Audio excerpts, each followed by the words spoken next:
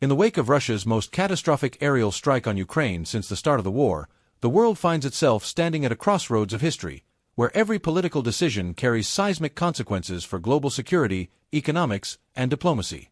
Over the past 48 hours, Ukraine has endured a relentless barrage of over 800 missiles and drones, deliberately targeting not just military infrastructure but also critical civilian areas, with entire residential blocks reduced to rubble and, for the first time, Kyiv's cabinet of ministers building sustaining direct damage.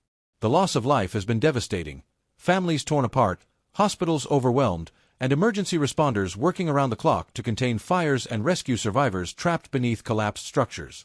This unprecedented escalation has prompted an urgent reassessment of strategies among Western powers, most notably the United States, where President Donald Trump, speaking outside the White House, declared that he is now prepared to initiate a second phase of sanctions against Russia.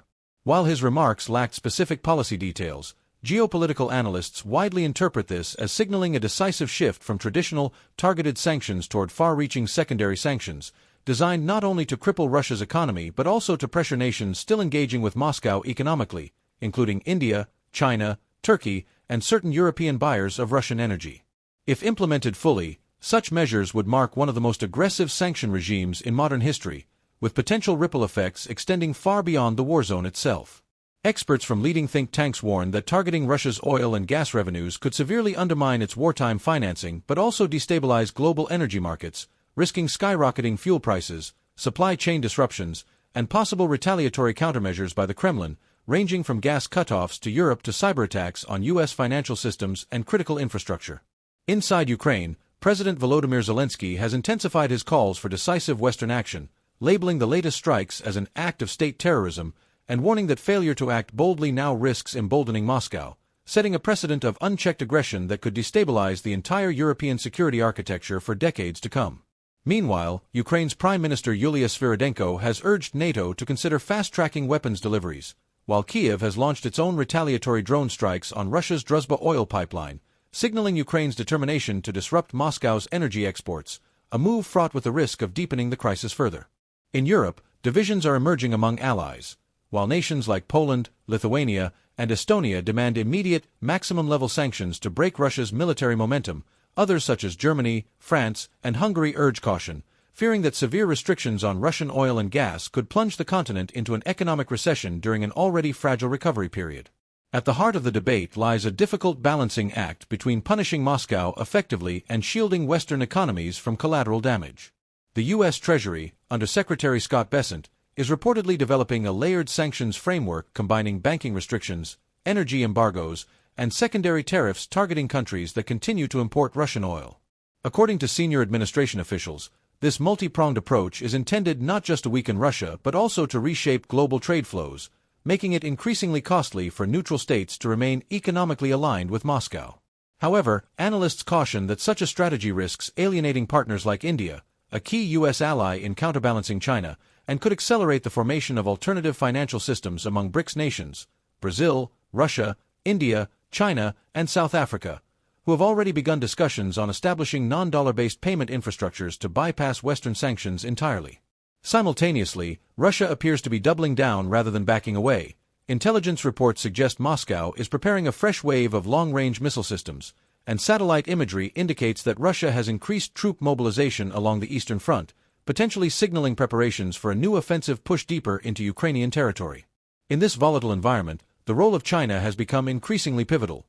Beijing has so far maintained a strategic ambiguity, avoiding direct military support for Moscow but continuing to purchase discounted Russian oil and providing dual-use technologies that indirectly bolster Russia's war capabilities. Should the U.S. extend secondary sanctions to China, the move could ignite an unprecedented economic confrontation between the world's two largest economies, sending shockwaves across global markets and reshaping alliances in unpredictable ways. Beyond immediate battlefield concerns, the looming question remains whether Trump's second-phase sanctions represent a calculated pressure campaign aimed at forcing President Vladimir Putin into negotiation, or whether they risk pushing Moscow closer to full-scale confrontation with NATO, potentially widening the conflict into a regional or even global escalation. Meanwhile, humanitarian concerns continue to mount. Ukraine's already strained infrastructure faces blackout risks amid attacks on power grids, food supply chains are under severe pressure, and refugee flows into Poland and Romania have surged dramatically in the past week, sparking fears of another European migration crisis. Within the United States, domestic opinion remains polarized.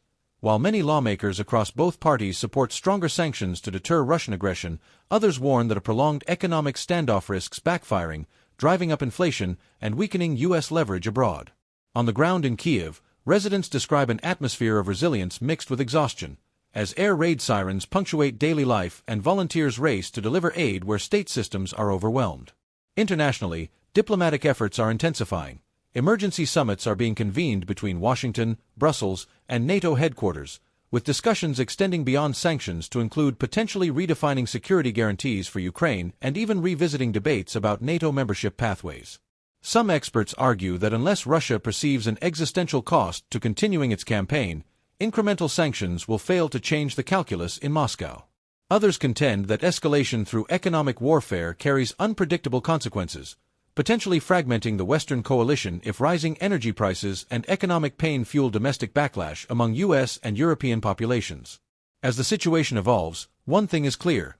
The decisions made in the coming weeks will shape not only the trajectory of the Ukraine conflict but also the future of global power dynamics, testing the durability of Western unity, the adaptability of Russia's economy, and the strategic patience of rising powers like China and India. Against this backdrop of uncertainty, President Trump faces one of the most consequential choices of his presidency: whether to double down on economic pressure, risking confrontation and economic fallout, or seek a diplomatic off-ramp that balances deterrence with stability. For Ukraine, the stakes could not be higher. For the world, the repercussions will be felt for decades.